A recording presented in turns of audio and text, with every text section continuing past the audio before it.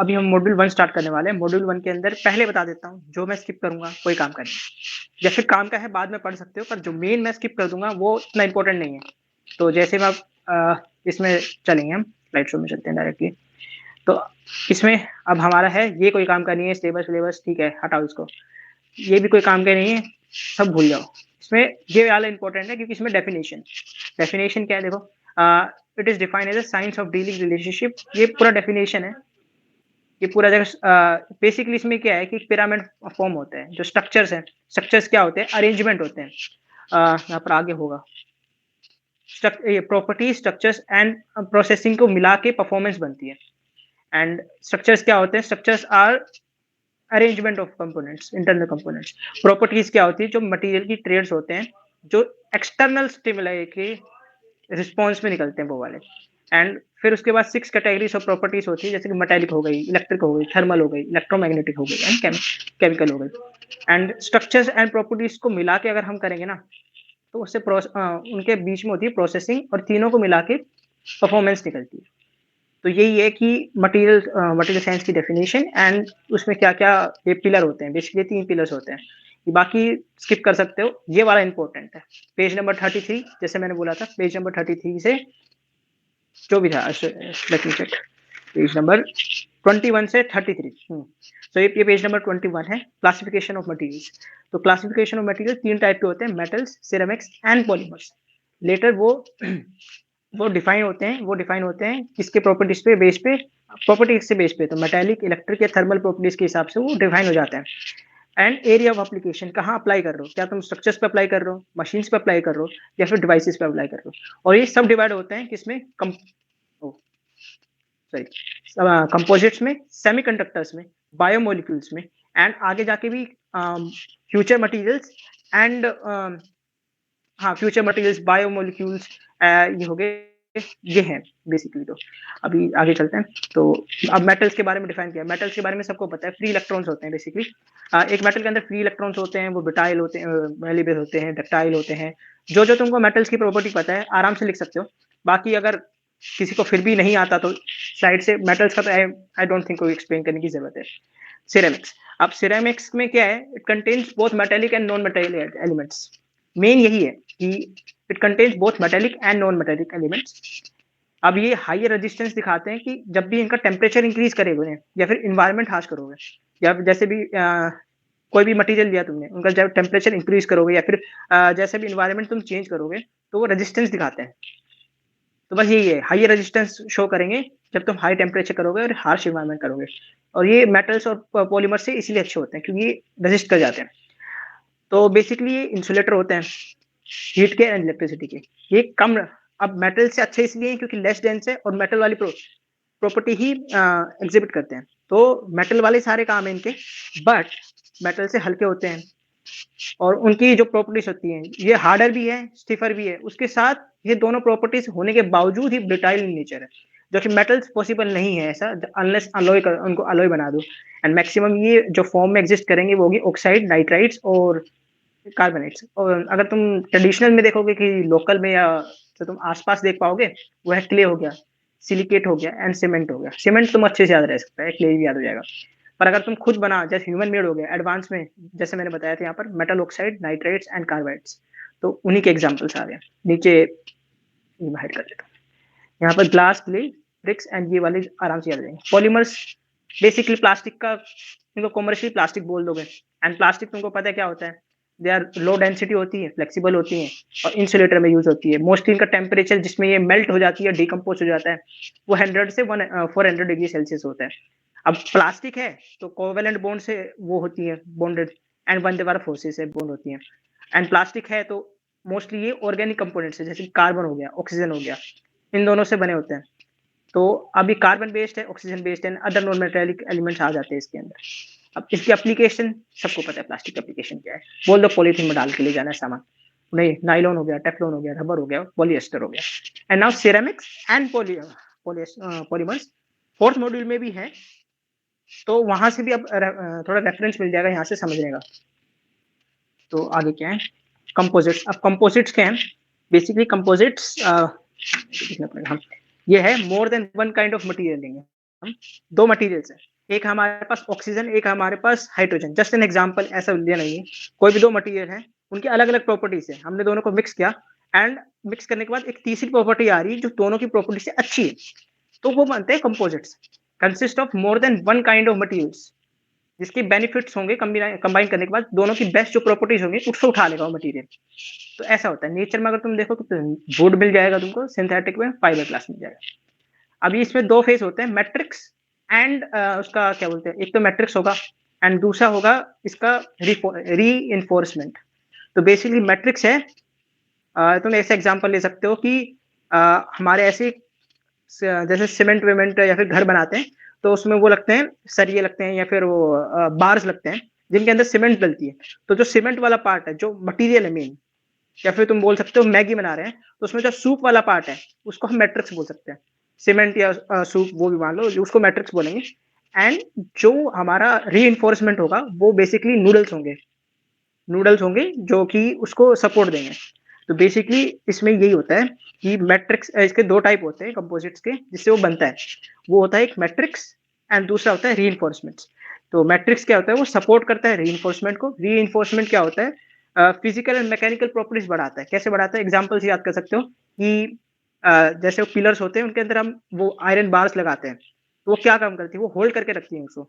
And cement क्या करता है, जो कि मैट्रिक्स है उसका या रेजिन है, वो उसको फिल करता है, उसकी स्ट्रेंथ बढ़ाता है। तो यही है, और इसको अगर डीप में पढ़ना है तो वैसे पढ़ लेंगे। अब इसमें अगर आगे देखेंगे तो ये क्लासिफाई मैनी ग्रुप्स, ये मैट्रिक्स की बात चल रही है। मैट्रिक्स क्लासिफाई होते हैं depending on orientation of the face. अब फेस पे है तो रेजिन की बात आ गई ना, फेस मतलब वो मटेरियल, मटेरियल किसमें, मैट्रिक्स में होता है। तो वो मटेरियल में क्या होगा, पार्टिकल रीइंफोर्समेंट होता है पहला, ये मैट्रिक्स का पार्ट है, मैट्रिक्स का पार्ट 1, फिर इसका दूसरा का फाइबर रीइंफोर्समेंट पार्ट 2। ऐसे ही अब इसका एक और है जो कि है रीइंफोर्समेंट का, सॉरी, ये रीइंफोर्समेंट का है एंड मैट्रिक्स का आएगा डिपेंडिंग ऑन मैट्रिक्स का, metal matrix and polymer matrix and ceramic matrix. Basically इनके सब टाइप है, कुछ याद करने की जरूरत नहीं है, बस मोटा मोटा तुमको पता होना चाहिए सिरेमिक्स क्या होते हैं एंड मैट्रिक्स एंड रीइंफोर्समेंट क्या होता है। मैट्रिक्स क्या होता है, मसाला या फिर मेन इंग्रेडिएंट्स मान लो उसका। एंड रीइंफोर्समेंट क्या होता है, रीइंफोर्समेंट बेसिकली आउटर स्ट्रक्चर जो उसको फिजिकल एंड मैकेनिकल प्रॉपर्टीज को एनहांस करेगा। तो ये हो गया हमारा semiconductors. I don't think so कुछ पढ़ाने की जरूरत है। बेसिकली सेमीकंडक्टर्स क्या है, वो मेटल कंडक्टर्स एंड इंसुलेटर्स के बीच का है। बाकी अभी 4th मॉड्यूल में पढ़ लोगे, पीपीटीएस में उसमें भी है, तो मेरे को लगता नहीं इसमें कुछ पढ़ाने की जरूरत है। बायोमोलिक्यूल्स क्या है, बेसिकली बायोमोलिक्यूल्स हमारे हैं, ये है किसी भी, जैसे कि आपका कोई पार्ट टूट गया, बॉडी का पार्ट कट गया या कुछ भी होता है, तो उस पार्ट को एक्सचेंज करने के लिए, या फिर बॉडी में कुछ पार्ट खराब हो जाता है या उसको काटना पड़ता है, हटाना पड़ता है, डैमेज हो जाता है, तो उसको रिप्लेस करने के लिए हमारे पास बायो मटेरियल यूज होता है। अब बायो मटेरियल यूज करेंगे तो बेसिक रिक्वायरमेंट्स क्या है, बॉडी में यूज होगा, तो बॉडी में यूज होने के लिए सबसे पहली चीज बॉडी के कंपेटेबल होना चाहिए ना, तो बायो कंपेटेबल विद बॉडी। फिर अगर कंपैटिबल है तो टॉक्सिक रिलीज नहीं होने चाहिए, अगर टॉक्सिन रिलीज होंगे तो of course it is not good. So ये रिक्वायरमेंट्स होती हैं मोस्टली। तो okay okay okay okay okay, हाँ बाय बाय। तो फिर इंपॉर्टेंट मटेरियल्स क्या है, अब वो हम यूज कर रहे हैं तो ऑफ कोर्स सस्ता होना चाहिए, वापस प्रोड्यूस हो जाना चाहिए, ज्यादा भारी नहीं होना चाहिए, फ्रिक्शन की वजह से जल्दी खराब नहीं होना चाहिए, और जितना ज्यादा हो सके फोर्स एब्जॉर्ब कर सके या फोर्स यूज कर सके। ये बस कॉमन सेंस से लिखा ना, कोई दिक्कत नहीं है। All the above materials can be used depending on application, application के हिसाब से होता है। इसका एक एग्जांपल याद कर लेना जो कि हिप जॉइंट। ये इसके एग्जांपल्स और भी हैं, ज्यादातर तो स्टेनलेस स्टील लिख के आ जाना, आराम से यहाँ नंबर मिल जाएंगे। Then advance materials. अब एडवांस मटेरियल्स क्या हैं, एडवांस मटेरियल्स बेसिकली मटेरियल्स जो हाईटेक डिवाइसेस में यूज होने वाले हैं, which operate basic on suffocative, basically कुछ नहीं है, इंटीग्रेटेड सर्किट्स हैं जो जिनकी हाई बहुत सारे गेट्स को कंबाइन करके हमने बना दिया, वही है ये एडवांस मटेरियल जो आजकल कंप्यूटर्स में यूज हो रहा है। तुम डायरेक्टली कंप्यूटर्स लिख सकते हो। अब ये ट्रेडिशनल मेथड्स हैं, जैसे कि ये वाला जो पॉइंट समझ में नहीं आता है वो बच्चों को इसलिए नहीं आता है कि इसमें थोड़ा है, जैसे गोल्ड एंड सिल्वर है, उनको हम और एनहांस करके डिवाइसेस में यूज करते हैं। जैसे आपके कंप्यूटर में गोल्ड होता है, क्यों होता है, इलेक्ट्रिकली बहुत अच्छा होता है कि उसमें इलेक्ट्रिसिटी बहुत जल्दी पास होती है, बट वो बहुत महंगा होता है। ये है, देयर आइदर ट्रेडिशनल मटेरियल्स, जैसे मान लो गोल्ड सिल्वर हो गया, with enhanced properties or newly developed material with high performance capability. Thus, these are relatively expensive. बाकी कॉपर भी यूज कर सकते हैं, पर गोल्ड क्यों यूज करते हैं? क्योंकि वो ज्यादा अच्छा है, बेस्ट है, बेसिकली हम कहें तो। देन टिपिकली एप्लीकेशन और इंटीग्रेटेड सर्किट, लेजर्स, एलईडी, और ये इनके एग्जांपल्स हो गए। अब फ्यूचर मटेरियल्स में जो आगे बन रहे हैं, जैसे कि इसमें मेन क्या है? सेंसर्स। सेंसर्स क्या होते हैं? ये जो डिटेक्ट होते हैं ऑन इनपुट, और ये एक्यूमुलेटर जो भी है ये इंपॉर्टेंट तो वैसे इतना है नहीं क्योंकि अभी आया नहीं है, और इसका डिटेल बहुत दे रखा था पीपीटीज में, तो मैंने वो बता दूंगा। ये क्या है? Performs responsive and adaptive functions. ये तुम जो करोगे इन्वायरमेंट में जो होगा उसके हिसाब से अडेप्ट करेगा एंड उसी हिसाब से बिहेव करेगा। Basically may be called upon, ये शेप चेंज करता है, अपनी पोजीशन चेंज करता है, नेचुरल फ्रीक्वेंसी चेंज करता है, मैकेनिकल कैरेक्टरिस्टिक चेंज कर देता है इन रिस्पॉन्स टू टेम्परेचर हो गया, इलेक्ट्रोमैग्नेटिक फील्ड हो गया, मॉइस्चर हो गया, पीच हो गया, मतलब इन्वायरमेंट के हिसाब से अपनी प्रॉपर्टीज चेंज कर लेगा। एंड अब इसके टाइप है अलग अलग। तो 4 मटेरियल्स होते हैं इसके, 4 टाइप्स ऑफ मटेरियल होते हैं जहां पर यूज होता है ये। शेप मेमोरी सीधा याद करो, नाम याद कर सकते हो, शेप मेमोरी एलॉयज हो गया, पाइजो इलेक्ट्रिक सिरेमिक्स हो गया, मैग्नेटो, ये जो नाम है याद करो, स्टार्टिंग के तीनों का सेम फंक्शन है, use to convert electromagnetic energy into mechanical energy and vice versa. बस ये तीनों का सेम है। लास्ट में क्या होगा? इलेक्ट्रोमैग्नेटिक रियोलॉजिक फ्लूइड्स जो भी है, थोड़ा इग्नोर करना कि फटाफट पढ़ाना है, which can be transformed from the liquid state to solid state in milliseconds by applying कभी तुमने वो देखा है कि कॉर्न स्टार्च होता है, उसको पानी में मिला के हम उसको ऐसे मारते हैं, तो पहले तो लिक्विड होता है और जैसे हम उसको मारते हैं, स्लाइम, बेसिकली स्लाइम मान लो, तो जैसे हम उसको मारेंगे तो मिली सेकेंड्स के हिसाब से वो टाइट हो जाता है।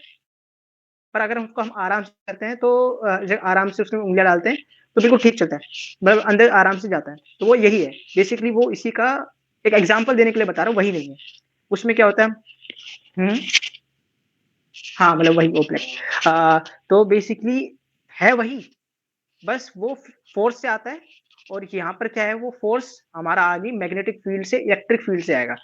तो ये स्मार्ट फ्लूइड्स होते हैं बेसिकली, और इनका आगे जाके इंडस्ट्री में बहुत यूज हो रहा है, तो ये फ्यूचर मटेरियल इसलिए है। एंड फ्यूचर मटेरियल्स में अगर तुम्हें सेंसर्स यूज करने हैं तो सबसे मेन है ऑप्टिकल फाइबर, उसी से आपका नेट आ रहा है। ऑप्टिकल फाइबर्स क्या होते हैं? Refers to technology that basically light को ट्रांसफॉर्म करने के लिए एक जगह से दूसरी जगह पे ऑप्टिकल फाइबर्स यूज होते हैं। और जो इलेक्ट्रिक मटेरियल्स हैं, बस इतना याद करो कि ये मटेरियल है जिसका डाइलेक्ट्रिक मटेरियल है और इलेक्ट्रिक चार्ज को अंडर को अप्लाई, बस ये पूरी डेफिनेशन याद करो और कुछ नहीं। बेसिकली क्या होता है कि एक मटेरियल है, उस पर तुमने फोर्स लगाया है, अब तुमने मैकेनिकल स्ट्रेस लगाया तो उसके क्या होगा? दब जाएगा या फिर अपना शेप चेंज करेगा, और उसके साइड में जहां पर उस बाउंड्रीज होगी ना, वहां पर हल्का सा चार्ज प्रोड्यूस हो जाएगा उसकी वजह से। तो क्या है? रिजल्टिंग, तुमने स्ट्रेस लगाया जिससे कि resulting in presence of opposite charges on the surface of each end material produce a weak voltage, बस नहीं काम इसका। एंड इसका क्या है? Micro electronic mechanical system, it is minute system. ये पूरी डेफिनेशन याद कर लो, सस्ते में निपटाना तो बोल देना आईसी से, आईसी को बनाने में यूज होता है, ये फिर आईसी से। इसमें क्या है? ये बहुत छोटे डिवाइस होते हैं कि is a miniature machine that has both mechanical and electrical components. Physical dimension की मिलीमीटर से माइक्रोमीटर तक जाती है, तो तुम डायरेक्टली रेंज लिख सकते हो, इसकी डेफिनेशन लिख सकते हो। एंड ये ह्यूमन हेयर से बहुत छोटा होता है, बस इसका यही है, इतना हो गया। एंड ये सारे उसके वही है एप्लीकेशंस मान लो, या फिर तुम उसके एप्लीकेशन से बेसिकली तुम एप्लीकेशन तो बता ही सकते हो ना कि सेंसर्स कहाँ यूज होते हैं, स्मार्ट होम्स हो गए या फिर मतलब ब्रिजेस हो गए, बहुत सारे हैं, ये तुम खुद बता सकते हो, अपने दिमाग लगा लेना, आराम से हो जाएगा। अब इसमें ये है कि जैसे कि ऑप्टिकल कम्युनिकेशन में रिक्वायर हमको क्या है? ऑप्टिकल फाइबर्स है that absorbs less light negligibly, मतलब अब बता रहे हैं कि हमको ये इस डिपार्टमेंट में जरूरत होती है ऐसे मटेरियल्स की, जो ये मतलब एक्सपेक्टेशन है हमारी। जैसे तुम्हारे घर वालों को तुमसे एक्सपेक्टेशन है कि बच्चे पढ़ रहे होंगे पर नहीं पढ़ते, तो एक्चुअल में होता नहीं है, हम ट्राई करते हैं जितना मिनिमाइज कर सकें, ऐसे ही सारे हैं। Use of nuclear energy require हमको, पर उसको उसमें मेन पे है न्यूक्लियर वेस्ट डेवलप होता है, तो उसको कम से कम प्रोड्यूस करना है। तो ये हमारी वो है आइडियल स्टैंडर्ड्स। इन चीजों पे कोई याद करने की जरूरत है, तुम वैसे ही याद लिख सकते हो। अब देखो, इसके बाद है डायरेक्टली मैं बताता हूँ इसमें क्या आएगा। इसमें तुमको बस सीखना है दो चीजें। ये क्या है? सोलिड लिक्विड सबको पता है, क्रिस्टल। क्रिस्टल सॉलिड क्या होते हैं? एंड अमोर्फस क्या होता है? क्रिस्टल सॉलिड्स बेसिकली होता है, क्रिस्टल सॉलिड्स में क्या होगा, रेगुलर पैटर्न होगा और ऑर्डरली मैनर्ड होगा 3D स्ट्रक्चर में। ये हो गया crystal solids, crystalline solid sorry. And they are subdivided into many parts. They are subdivided into metals, non metals, उसके अलावा भी बहुत सारे पार्ट होते हैं जैसे कि सेमीकंडक्टर, पॉलीमर्स इसके अंदर भी आता है। तो वो इतना याद करने की जरूरत नहीं है, बस ये है कि एक रेगुलर स्ट्रक्चर में फॉर्म होते हैं। एमोर्फस, एमोर्फस क्या होते हैं, जो रेगुलर स्ट्रक्चर फॉर्म ना हो, बस यही है कि वो रेगुलर स्ट्रक्चर थे जिससे वो बने होंगे या इरेगुलर होंगे बेसिकली। और इनके एग्जांपल है ग्लास, प्लास्टिक्स एंड रबर्स। अगर इसका ये मेन ये टेबल है और इसमें भी एक ये जो आइसोट्रोपिक, आइसोट्रोपिक एंड अनिसोट्रोपिक। तो एटम्स और molecules have regular periodic arrangement, उनको क्रिस्टलाइन बोलेंगे। They are anisotropic in nature. Anisotropic मतलब क्या होता है कि जैसे तुम डायरेक्शन के थ्रू जाओगे ना, अगर तुम हॉरिजॉन्टली जा रहे हो तो उनकी प्रॉपर्टीज अलग होगी, और तुम वर्टिकली जाओगे तो उनकी प्रॉपर्टीज अलग होगी। तो बेसिकली एग्जिबिट्स डायरेक्शनल प्रॉपर्टी, इसी का ही एक याद करने का तरीका भी यही है कि एनिसोट्रोपिक क्या होती है, दे एग्जिबिट डायरेक्शनल प्रॉपर्टीज। जैसे डायरेक्शन में जाओगे तो चेंज हो जाएंगे, डायरेक्शन चेंज करते ही प्रॉपर्टीज चेंज हो जाती हैं। और they have sharp melting points. Of course एक रेगुलर स्ट्रक्चर में अरेंज है तो एनर्जी ज्यादा स्टेबल होगी, ज्यादा स्टेबल होंगे तो ज्यादा एनर्जी लगेगी, ज्यादा एनर्जी लगेगी तो शार्प एक स्पेसिफिक पॉइंट होता है जहाँ पर शार्प मेल्टिंग पॉइंट्स होगा। और अगर वो ब्रेक होता है, क्रिस्टल ब्रेक होता है, तो ऑफकोर्स वो रेगुलर पीसेस में ही ब्रेक होगा। Example copper, silver, aluminium. और इनका जस्ट अपोजिट हो जाएगा एमोर्फस के अंदर। अब ये सब वापस रिपीट किया गया है, कोई पढ़ने की जरूरत नहीं मेरे हिसाब से। बस हाँ, अगर तुमको थोड़ा ये करना है तो जैसे कि आयरन हो गया हमारा, जो है आयोनिक हो गया, इसके अंदर अगर तुमको प्रॉपर्टीज पढ़नी है तो NaCl किस काम आता है, CaCl किस लिए काम आता है, क्योंकि वो बर्फ को पिघलाने में काम आता है, क्योंकि वो उसका फ्रीजिंग पॉइंट काम कम कर देता है, इसीलिए उसको रॉक सॉल्ट भी बोलते हैं CaCl2 को। पोटेशियम क्लोराइड को क्या करते हैं हम, इसमें ब्रिज में भी यूज करते हैं, सोल्ट ब्रिज में अगर पढ़ा होगा तो बाई चांस गलती से। तो और पोटेशियम क्लोराइड को हम यूज करते हैं फर्टिलाइजर, क्योंकि इसमें पोटेशियम है तो अर्थ में जाके वो मिक्स हो जाता है प्लांट के साथ, एंड पोटेशियम उनके लिए अच्छा होता है। बस यही है।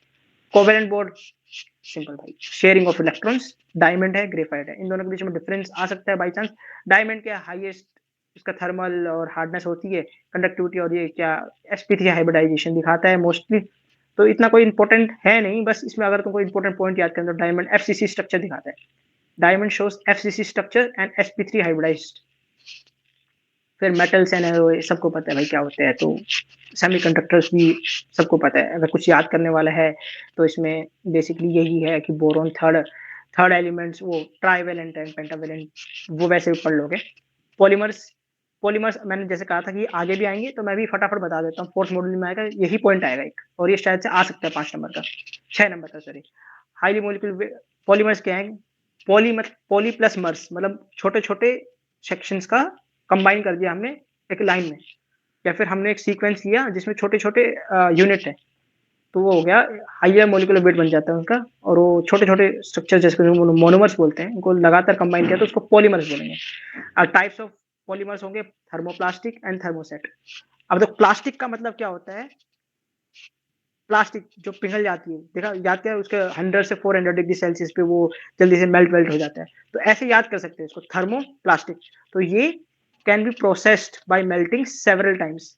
ओके, कैन बी प्रोसेस्ड, और इसको बार बार मेल्ट करके इससे शेप चेंज किया जा सकता है।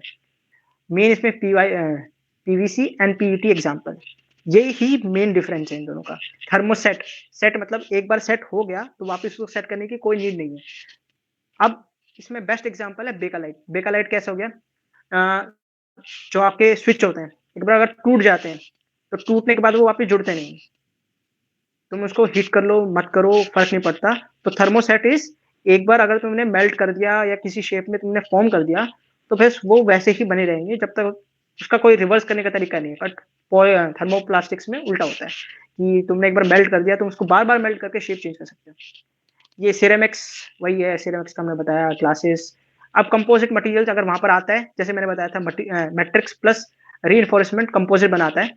एंड अब इसके अंदर मैट्रिक्स के अंदर मैंने बताया था, वैसे देख लेना पीछे करके, कोई दिक्कत नहीं, ऐसे हो जाएगा। तो सेम ही है कि मैट्रिक्स के अंदर 2 टाइप होते हैं, वो बेसिकली मसाला होता है, रीइंफोर्समेंट उसका सपोर्ट का काम करता है, मेन स्ट्रक्चर होता है वो। सिरेमिक्स क्यों गुड अच्छे होते हैं, सिरेमिक्स इसलिए अच्छे होते हैं क्योंकि हाई स्ट्रेंथ होती है, लाइट वेट होता है, डिजाइन फ्लेक्सिबिलिटी होती है, मेटल के सारे काम करते हैं। पर उनके जो मेटल में कमियाँ होती हैं, उनको ये पूरा कर देते हैं। अब इसमें यूनिट सेल में सबको पता है यूनिट सेल एक छोटा-सा डब्बा होता है। इसमें बस तुमको याद करना है what is crystal lattice, what is space lattice. तो ये मैं अभी बता देता हूँ डायरेक्टली डेफिनिशन। देखो, सेल्स जो भी होगा यूनिट सेल के अंदर अगर मैं दिखा पा रहा हूँ, यूनिट सेल के अंदर बेसिकली लेंथ होगी। एक यूनिट सेल है ना, तो उसके अंदर अल्फा, बीटा, गामा एंगल्स होंगे and A B C D उसका लेंथ होगी। तो A B C D is lattice spacing, या फिर तुम उसके एजेस को बोल सकते हो। और उसके बाद एन क्या होता है, number of atoms per unit cell. Coordination number is basically पड़ोसी एक एटम के, अगर तुम एक एटम को पकड़ते हो उसके अगल बगल में या फिर उसके पड़ोसी कितने एटम्स है जो उसको टच कर रहे हैं, तो उसके अगल बगल में कितने एटम्स है जो उसको टच कर रहे होंगे थ्रू बॉन्डिंग। और एपीके क्या है, इट्स एटॉमिक पैकिंग फ्रैक्शन। यहीं पर याद कर लो ये formula, atomic, it is atomic packing fraction. Basically इसका मतलब ये है कि एक पूरे यूनिट सेल के अंदर कितना एफिशिएंटली एक एटम है या फिर कितने एटम्स हैं। तो APK is volume of atoms in a unit cell. एक एटम नहीं है, एटम्स है। और एक्चुअली होगा इफेक्टिव एटम्स, कितना कितना स्पेस ऑक्यूपाई किया जा रहा है एक एटम्स के द्वारा या फिर एटम्स के थ्रू, टोटल वॉल्यूम का ऑफ यूनिट सेल। यही फॉर्मूला है इसका। एंड इसके बाद स्पेस लैटिस, इसकी डेफिनेशन याद करनी है। क्या होता है कि समझने में इजी होता है। Basically space lattice is an array of point showing how particles, जैसे एटम्स हो गए जो कोने में अरेंज होते हैं, लाइक वो ना एक पूरा क्यूब बनता है, उसके नीचे कोने में और ऐसे साइड में हर जहाँ पर वर्टेक्स होता है उसका, तो वहां पर वो एक एटम को रख देते हैं जो पॉइंट वाइज होता है। तो उन पॉइंट्स को तो बोलते हैं लैटिस, लैटिस पॉइंट्स। उन जो कॉर्नर्स में आएंगे ना सारे, जहां पर वर्टिसेस होंगे, उनको तो लैटिस पॉइंट बोलते हैं। एंड स्पेस लैटिस क्या है, उन पॉइंट्स का कलेक्शन है। कैसे, array of points showing how atoms और ये अरेंज होते हैं 3D मॉडल, तो उसको स्पेस लैटिस बोलते हैं। अब जो ग्रुप ऑफ एटम्स होगा ना, जो उन पॉइंट्स के लैटिस के ऊपर रखा जाता है, हम इमेजिन करते हैं कि जो लैटिस है उसके ऊपर हमने वो एटम रखा हुआ है, और एटम को हमेशा हम स्पेरिकल इमेजिन करते हैं। सारे एटम जो रखे होंगे सारे सेम साइज के होंगे, सेम रेडियस के होंगे। ये अजम्पशंस हैं और उसको बेसिस बोलते हैं। अब इसको एक्सप्लेन करने का तरीका क्या है। बेसिस क्या बोला था कि जो एटम्स होंगे और उन एटम्स को क्या रखेंगे, हम हर एक लैटिस पे रखेंगे। तो जब हम हर एक लैटिस पे रख देंगे तो उससे क्रिस्टल बन जाएगा। बेसिस है हमारा, उसको हर एक लैटिस पे, मतलब एटम है हमारा, हर एक जगह पे रखेंगे जहां पर लैटिस पॉइंट है, तो उससे क्रिस्टल बन जाएगा। ये है। अब ये याद करने का बेसिकली बहुत हार्ड हो जाता है तरीका, तो इसके लिए हमारे पास है रटने का तरीका। ये हमारा रटने का तरीका है यहाँ पर, थैंक्स टू पंकज सर। ये फॉर्मूला हमारा, अगर मैं इसको कर पाता हूँ तो ईशान भाई एडिट कर देगा थोड़ा सा अगर हो पाता है तो इसमें ये है। पहले हम क्रिस्टल्स लिखेंगे, स्टार्टिंग से लिखेंगे क्रिस्टल सिस्टम जो 7 होते हैं। फिर हम उसका लिखेंगे एबीसी वाला डिस्टेंसेस, फिर angle and unit cell. Unit cell basically उसका सिंपल क्यूबिक बेस सेंट्रल जो होता है, फेस सेंट्रल यूनिट सेल होता है। तो ऐसे एच सेंटर भी होता है। तो अब ये है पूरा। इसमें क्या होगा, ये 7 सिस्टम्स हैं और इनके 14 जो लेटेस्ट होते हैं। ये क्वेश्चन अभी तक आया नहीं है, बट अगर आता है, पर वो ड्रॉ करने वाला आता है, जैसे कि इसमें ड्रॉ करने वाला है, ये पूरा ड्रॉ करने वाला आता है। अगर ये ना भी करो और तुमने ये लिख दिया पूरा, तुम्हारे 60 to 70% मार्क्स है उस क्वेश्चन में। तो बेसिकली याद करने का क्या तरीका है, पहले तुम लिखो ये क्यूबिक, रोम्बोहेड्रल को तुम ट्राइगोनल भी बोलते हो, tetragonal, hexagonal, orthorhombic, monoclinic, triclinic. एक बार लिखना पड़ेगा, एक बार ऐसे सीक्वेंस में लिखो। उसके बाद ये याद करने का क्या है, क्यों रहे टीना, मीना और मीना तेरे क्लिनिक पर। ये फॉर्मूला है, और तुम इसका याद करना चाहो तो कैसे याद करोगे, सीक्वेंस, क्योंकि सीक्वेंस इज इंपॉर्टेंट। क्यों रहे टीना, मीना और मीना तेरे क्लिनिक पर। तो क्यों से क्यूबिक, रहे से रोम्बोहेड्रल, टीना से टेट्राहेड्रल, हीमा से हेक्सागोनल, ऑर्थो से और से ऑर्थोरोम्बिक, मोना से मोनोक्लिनिक, तेरे क्लिनिक पर से ट्राई उठाया तो ट्राई क्लिनिक। इसका अब याद करने का फॉर्मूला क्या है, ट्रिक है भाई सीधा। दो इक्वल रहेंगे सारों में, दो इक्वल, सब इक्वल रहेंगे, A equal to B equal to C, दो इक्वल। फिर B is not equal to C रहेगा दो में, एंड बाकी तीन में नॉट इक्वल टू। इसकी पर्ची बना सकते हो, पर्ची बनाना हो तो तुम्हारी मर्जी भाई, पर चीटिंग से बच जाना बस, मतलब यूएफएम से बच जाना। फिर एंगल्स का क्या है, एक सारा इक्वल रहेगा, एक अनइक्वल रहेगा, एक सारा इक्वल रहेगा, एक अनइक्वल रहेगा, एक सारा इक्वल रहेगा, एक सारा अनइक्वल रहेगा। ऐसे 6 बार फॉलो करना है। बेसिक यही है, सारे इक्वल टू 90, सारे इक्वल टू 90, बस लास्ट वाला अनइक्वल हो जाएगा। सारे इक्वल टू 90, लास्ट वाला अनइक्वल, तो गामा 120 हो जाता है। बस स्पेशल केस है, हेक्सागन में 120 हो जाता है। फिर ऑर्थो में हम बात करेंगे सारा इक्वल, उसके नेक्स्ट वाला में तो सारे इक्वल नहीं होंगे, इसमें गामा नहीं, बस इसमें बीटा होगा। Beta is not equal to 90 degree. And triclinic में कोई भी इक्वल नहीं होता। एंड अब ये याद करना है कि लेटेस्ट कितना होते हैं, 14 होते हैं। तो उनका तरीका क्या है, तुम डायरेक्टली याद करो, 2-3 बार बोल के देख लो, 2-3 बार लिख लो, याद हो जाएगा।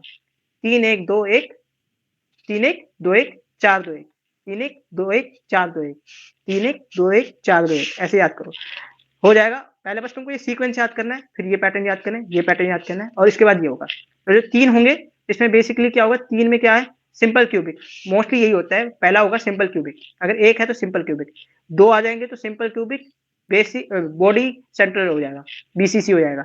3 आ जाएंगे तो फेस सेंटर भी आ जाएगा। 4 होंगे तो एच सेंटर भी आ जाएगा। बस एक एक्सेप्शन आता है इसके अंदर, जो है मोनोक्लिनिक के अंदर, अगर 2 हैं तो यहाँ पर बीसी से आना चाहिए था, पर वो ईसी आ जाएगा, एच सेंटर। तो ये है फॉर्मूला याद करने का, याद कर लेना। अब मैं वापस इसमें चलता हूँ। ओके ओके, नहीं इतना नहीं, इतना नहीं। सो हम यहाँ तक कर चुके हैं। अब इसके बाद सीधा बीसीसी एसीसी जो पैटर्न्स आएंगे, उनका फॉर्मूला और कैसे होंगे वो वाला है। अब देखो यही है वो टेबल जो याद करनी है तुमको। अब इसके बाद इंपॉर्टेंट टर्म्स क्या है, प्रिमिटिव, जो इसको हम सिंपल क्यूबिक भी बोलते हैं। इसमें हम एजम्पशन से लेते हैं, जैसे मैंने स्टार्टिंग में बताया 8 कॉर्नर्स होंगे इसके अंदर। अगर क्वेश्चन आता है, सीधा क्वेश्चन है, क्वेश्चन आ गया कि बीसीसी डिफाइन करो, एचसीपी डिफाइन करो, या फिर उसको जो क्वेश्चन आएगा उसमें हमको सबसे पहले यही लिखना है कि इसके, मान लो एससीसी है, या फिर जो स्टार्टिंग एससीसी है, तो उसमें क्या बोलेंगे हम, 8 कॉर्नर्स होंगे, 8 कॉर्नर्स पे 8 एटम्स होंगे।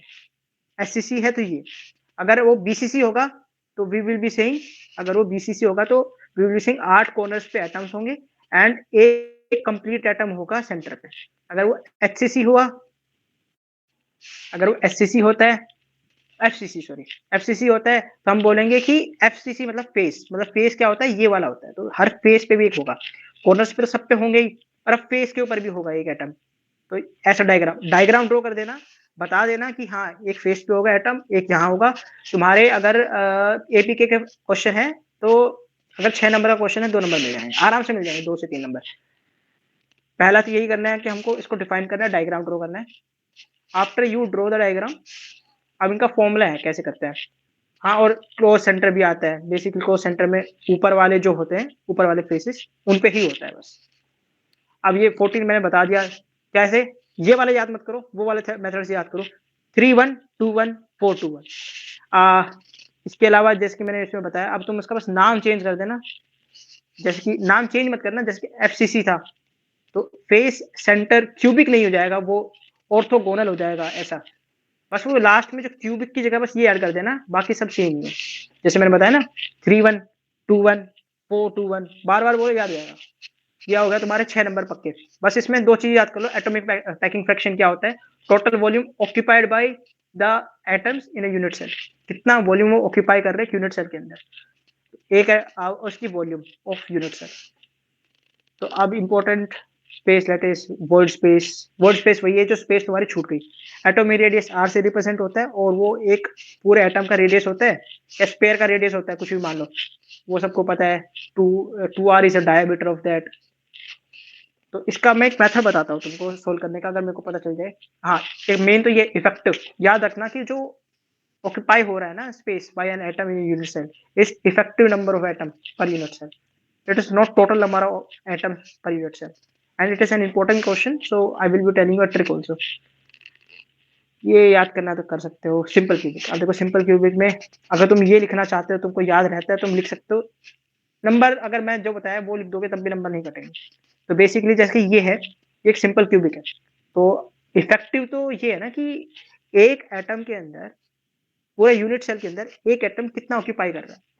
तो अगर तुम इमेजिन कर पाओगे तो एक कॉर्नर कितना ऑक्यूपाई करेगा, तो एक कॉर्नर अगर उसको काट पीट दे तो ऐसा आता है 1/8 आता है वो।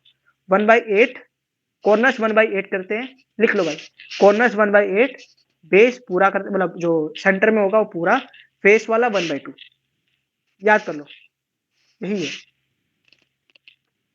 तो अब देखो 1/8 है और कितने एटम्स हैं, 1 2 3 4 5 6 7 8, तो 1/8 इंटू 8, क्योंकि इफेक्टिव निकाल है ना कितना होगा, इफेक्टिव अगर इन सबको निकाल के हम मिला दें तो एक यूनिट सेल बन जाता है, वही है इफेक्टिव। कॉर्नर्स का होगा 1/8, फेस का होगा 1/2 एंड सेंटर का होगा, बेस में जो बीसीसी होता है उसमें सेंटर में होता है वो 1। अब कोऑर्डिनेशन नंबर क्या है, पड़ोसी। अब तुमको अब देखना पड़ेगा कौन सा स्ट्रक्चर है, तो हमने जो स्टार्टिंग में किया था ना कि एफसीसी में क्या होगा, एफसीसी में 4 कॉर्नर्स मतलब 8 कॉर्नर्स पे एटम्स होंगे, फेस पे होंगे, तो एक फेस पे यहाँ होगा, यहाँ होगा, यहाँ होगा, यहाँ होगा, एक एटम पकड़ो। अब इमेजिन करो कि हमने बहुत सारे उसके साथ मिला रखे हैं, बहुत सारे unit cells. Now you just need to imagine it कि आगे पीछे उसके ऊपर नीचे कितने होंगे। या तुम इसकी टेबल बना के रट भी सकते हो, बेसिकली टेबल बना के रटो, पर्ची बना के चले जाना अगर भूल जाते हो तो जब एपी के क्वेश्चन आएगा तो तुमको ऐसे लिखना है कि कॉर्नर के अंदर 8 यूनिट सेल होंगे, कंट्रीब्यूशन ऑफ वन कॉर्नर कितना होगा 1/8, अगर ये फेस आ जाता है 1/4, अगर ये बॉडी में बॉडी सेंटर आ जाता है तो फेस का तो लिखेंगे लिख नहीं सकते कि बॉडी का है, तो 1 जो बेस का है सॉरी सेंटर में है ना, तो सेंटर में वाला एक हो जाएगा इफेक्टिव, अगर वो फेस आता है तो 1/2 हो जाएगा। बस तुमको ये याद रखना है कि उसकी इफेक्टिव कितना है वो। फिर क्यूब हैज 8 कॉर्नर्स, ये पूरा लिख दोगे, इफेक्टिव 8 कॉर्नर्स हैं, 8 एटम्स हैं, इफेक्टिव 1/8 है, उसका निकल गया जेड, इसको जेड बोलते हैं वैसे। Number of atoms per unit cell अभी आ गया 1। अब इसका रेडियस का, अब इसका एक तरीका है, डायरेक्टली है ना, एक स्क्वायर को पकड़ो, एक एक फेस को पकड़ो, ठीक है, मान लो मैंने इस फेस को पकड़ा, इस फेस में तुम देख रहे हो कि 2 एटम्स है ना, ये देखो 2 एटम्स है, 2 एटम्स, एक का रेडियस यहाँ से स्टार्ट होगा और यहाँ पर खत्म हो जाएगा, और यहीं से दूसरा स्टार्ट होगा और यहाँ पर खत्म हो जाएगा, तो actually one edge length is A और यहाँ पर खत्म हुआ आर प्लस आर, तो 2r हो गया, ए इक्वल टू 2r, इसका डायरेक्ट फॉर्मूला आ गया। Atomic radius is r equal to a/2 and volume of atom is, atom क्या होता है, स्पेयर होता है, तो 4/3 पाई आर क्यूब जो जनरल फॉर्मूला है, एंड ये ए है तो ए क्यूब हो जाएगा क्योंकि ये क्यूब है, तो ये क्यूब का, अब ये तो आई गेस नहीं बताने की जरूरत है। अब देखो इसका फॉर्मूला ये है, total volume occupied by atoms in a unit cell, इसको basically effective atoms in a unit cell बोलते हैं, और उनका वॉल्यूम, तो इफेक्टिव कितना था 1/8 इंटू 8 और उसका volume 4/3 pi R cube and A cube. Now we will substitute this A cube with this A equals to R equals to a/2, तो तुम्हारा डायरेक्टली आंसर आ जाएगा। तो अगर यहाँ तक भी छोड़ के आते हो तो ठीक है, आंसर सही है, बट मोस्टली ये रट के चले जाओ या पर्ची बना लो, वही बोलना है कि रट के चले जाओ या फिर पर्ची बना लो या कैलकुलेटर लेके चले जाओ। अब एक और क्वेश्चन अगर इसमें ऐड कर दे 1 मार्क्स का, वो है कि इतना तो इन्होंने ऑक्यूपाई कर रखा है, तो वॉइड स्पेस कितनी है, तो इसका -100 कर देना, तुम्हारा इफेक्टिव आ जाएगा। अब इसके एग्जाम्पल भी याद कर सकते हो, पोरेनियम क्रिस्टल जो अगर यूज करना है तो कर सकते हो, मर्जी तुम्हारी। फिर बॉडी सेंटर में क्या है, वही है सारी चीजें, बस एक क्या होगा, effective number of atoms present in BCC, एक तो 1/8 इंटू 8 से आ गया कॉर्नर्स वाला, एक बॉडी सेंटर में आ गया ना, बॉडी सेंटर तभी नाम है कि बॉडी के सेंटर में भी कहा जाएगा, तो वो एक आ गया और उसका इफेक्टिव क्या है 1 ही रहता है, तो ये हो गया 2, तो यहाँ पर जो z है वो 2 हो जाएगा, बाकी सब सेम रहेगा। तो ये इसका डायग्राम होता है। अब मैं इसकी ट्रिक बताऊंगा, तो इसकी ट्रिक बताने से पहले मैं डायरेक्टली डायरेक्ट दिखा देता हूँ। देखो 2 इंटू 4/3 पाई आर क्यूब, 2 कैसे आया 1 + 1, 1/8 इंटू 8 प्लस 1 इंटू 1, तो यहाँ से ही आ गया, एंड ए क्यूब, अब ए क्यूब का निकालते हैं। इसका फॉर्मूला क्या है, मैंने क्या बोला था, एक साइड पकड़ो, यहाँ से ये इतना सब ताम झाम करने की कोई जरूरत नहीं है, एक साइड पकड़ो, ऐसा इमेजिन करो, जब तुम इमेजिन करोगे ना तो ये होगा, एक साइड में ऐसे आएगा, 3 आएंगे, 3 डब्बे आएंगे, एक बीच का डब्बा, या फिर तुम ऐसे कह सकते हो मैंने यहाँ से स्टार्ट किया, इस वाले जैसे इसमें दे रखा है ना, मैंने इस एटम इस कॉर्नर से स्टार्ट किया, तो पहले मैंने जब स्टार्ट किया तो एक एटम आया, वो खत्म हुआ, फिर पूरा सेंटर वाला एटम आया, फिर वो खत्म हुआ, फिर तीसरा एटम आया, तो एक एटम आया यहाँ से, अब हम स्टार्ट करते हैं हमेशा सेंटर से, तो सेंटर से स्टार्ट किया, पहला एटम खत्म, दूसरा एटम, अब इसका भी एक सेंटर आएगा, तो वहां तक ये 2r हो जाएगा, कि यहाँ से यहाँ तक तो r हो गया, यहाँ से यहाँ 2r, यहाँ से यहाँ 3r, यहाँ से यहाँ 4r, तो 4r एंड मैंने क्या बोला था, एक साइड इमेजिन करनी है, ये एक साइड हो गई। अब ये साइड हम इमेजिन कर रहे हैं, तो basically it is a square and basically it is a cube, cube है, इसमें हम क्यूब इमेजिन करेंगे, वो डायगनली आ गया ना। तो एक क्यूब का डायगनल क्या होता है, इजंट इट √3a। तो एक डायगोनल की वैल्यू होती है एक क्यूब यूनिट के क्यूब के अंदर √3a। तो √3a will be equals to 4r, यानी r का फॉर्मूला आ जाएगा। ये है ट्रिक, तुमको पाइथागोरस वाइथागोरस लगाने की कोई जरूरत नहीं पड़ेगी, डायरेक्टली इसका एक साइड पकड़ो और देखो हमारे यूनिट सेल क्यूब था ना, तो क्यूब में क्या होता है, डायगोनल क्या होता है, डायगोनल होता है √3a, उसको इक्वल टू कर दो 4r से। क्यों 4r क्यों आया, यहाँ से यहाँ स्टार्ट किया r, यहाँ से वापस आए तो यहाँ पर 2r, यहाँ से फिर यहाँ तक 3r एंड यहाँ से फिर आए यहाँ तक तो 4r। ये हो गया तुम्हारा बीसीसी वाला। ऐसे अब देखो, अब फिर तुमने a की वैल्यू r से सब्स्टिट्यूट कर दिया, r की वैल्यू a से सब्स्टिट्यूट कर दी, तुम्हारी मर्जी है, बस एक r या a कट जाने चाहिए। तो तुम्हारा ये फॉर्मूला आएगा, इसको भी तुम डायरेक्टली रख सकते हो या पर्ची बना सकते हो। फिर इसके एग्जांपल्स होते हैं वो याद कर लेना, सोडियम पोटेशियम क्लोराइड टंगस्टन वाला। एफसीसी में क्या होगा, फेस पे रहता है। अब फेस पे रहता है तो उसमें हमने डायगोनल लिया था, इसमें हम स्क्वायर ले लेंगे एक डब्बा। अब एक स्क्वायर लेंगे, अब स्क्वायर लेने के बाद क्या होगा, इसमें भी डायगोनल बनाना है। अब स्क्वायर का डायगोनल क्या होता है, √2a। बाकी सब फेस का क्या होता है, इफेक्टिव 1/2। और कितने फेस होंगे, 1 2 3 4 6 फेसेस होते हैं, तो 1/2 इंटू 6। तो तुम्हारा इसका भी टोटल आ जाएगा, इफेक्टिव नंबर ऑफ एटम्स 3 क्यों आया, क्योंकि 1/2 इंटू 6 फेसेस इफेक्टिव यहाँ से। और कॉर्नर्स में तो हमेशा रहते हैं, तो 1/8 इंटू 8 ऐसे आया। इसका क्या बोला था मैंने, डायरेक्टली डब्बा लेना, उसको स्क्वायर ले लेना। क्यों स्क्वायर क्यों ले रहे हैं हम, क्योंकि इसके अंदर फेस पे है ना एक एटम, फेस पे एटम है और 4 एटम यहाँ से आ गए। ये ट्रिक है बेसिकली, इसमें स्क्वायर ले लेना, उसमें डायगोनल लेना है। और स्क्वायर का क्या फॉर्मूला होता है, स्क्वायर का फॉर्मूला होता है अगर साइड्स ए है तो √2a। तो हमारा डायगोनल आ गया √2a। अब इसका इक्वल करते हैं, कितना होगा, अब यहाँ से देखो, अगर तुम्हारा डायगोनल करते हो तो यहाँ से स्टार्ट करते हो, then it will start from here to here r। अब यहाँ से अगर हम यहाँ जाएंगे वापस 2r, तो ये r + 2r 3r एंड यहाँ से यहाँ तक 4r। तो again it will be equals to 4r। Oh diagonal will be equals to फिर 2, मतलब बस इक्वल इक्वल लो, diagonal will be 2a √2a equals to 4r। बस इसमें तुम a और r को डिफाइन कर लो and again put in the formula. And coordination number basically वही है कि तुमने एक जगह पे इमेजिन किया और उसके आसपास तुम एटम एक और यूनिट सेल को इमेजिन कर रहे हो, बस जिसको वो टच कर रहा है वही तुम्हारा कोऑर्डिनेशन नंबर है। जितने नंबर ऑफ एटम्स को टच कर रहा है उतना कोऑर्डिनेशन नंबर होता है। ये तुम इमेजिन भी कर सकते हो, डायरेक्टली रख भी सकते हो, इसकी पर्ची बना के ले जा सकते हो। फिर से बोल रहा हूँ, पक्का क्वेश्चन आएगा, ये कर लो। इसमें बस यही है जो मैंने बताया, या फिर वही कैलकुलेशन सेम वही। अब देखो Miller indexes, Miller indexes basically तो ज्यादा कुछ है नहीं, इसको रिप्रेजेंट करने का तरीका है, ये सब फालतू है। पहले वाली जो 2-3 लाइनें फालतू है, इसमें बस ये है कि मिरर इंडेक्सेस क्या है, एक स्टाइल ऑफ डेजिग्नेट कर दिया प्लेन्स को, डायरेक्शंस को थ्रू सब सिंबल्स। तो HKL are actually symbols representing different directions and planes. अगर हम नेगेटिव में जाएंगे, जैसे कि 3D, एक 3D ओरिएंटेशन है, जैसे कि अभी नेक्स्ट में बताएंगे, इसमें बताया to understand the properties define is a, हाँ, Miller indexes is a system of notation within a crystal of space lattice. Basically ये एक रिप्रेजेंटेशन है कोऑर्डिनेट सिस्टम में एक एटम को।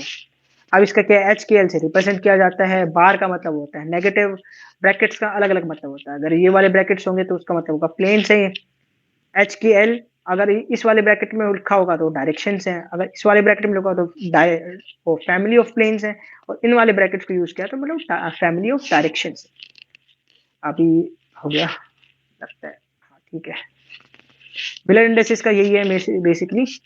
अब ये इसका जो क्वेश्चन आता है, तुमने बोल दिया डिफाइन कैसे होगा ये, अब इसमें डायरेक्ट सोल्व करने का तरीका बताता हूं मैं। मान लीजिए क्वेश्चन आए, find the Miller indexes of the planes. तो हम क्या करेंगे, हम ये है, ये है, ये है। फर्स्ट स्टेप, जैसा है वैसा लिख दो, जैसा है वैसा लिख दो। दूसरा स्टेप, अगर उसके नीचे 1 नहीं है तो 1 लगा दो, 1 नहीं है तो 1 लगा दो। तो इसकी ये है, 1 नहीं है तो 1 लगा दो। अगर वो पैरेलल होगा टाइम्स के तो इनफाइनाइट होगा, और ये प्लेन मतलब टाइम्स के नहीं, प्लेन के पैरेलल हुआ तो इनफाइनाइट हो जाएगा। अगर वो प्लेन्स के पैरेलल नहीं है तो कुछ दिया होगा 1 1 जैसे इसमें दिया है। तो पहले वो नंबर लिखो जो इसमें लिखे हुए हैं, देन उसके नीचे 1 लगा दो। अगर ऑलरेडी वो फ्रैक्शन के अंदर है, जैसे कि इसमें है देखो 1/2 है, तो उसके नीचे 1 लगाने की ज़रूरत नहीं है। एंड उसका रेसिप्रोकल कर दो। तो 1/1 ये सबका 1 लिखा, उसके नीचे 1 लगाया, रेसिप्रोकल कर दिया, this is your answer.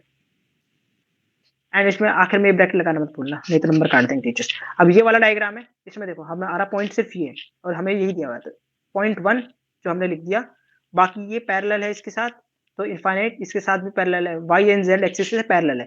Parallel तो हम क्या लिखेंगे, infinite by 1 by 1 1 by 1 reciprocal.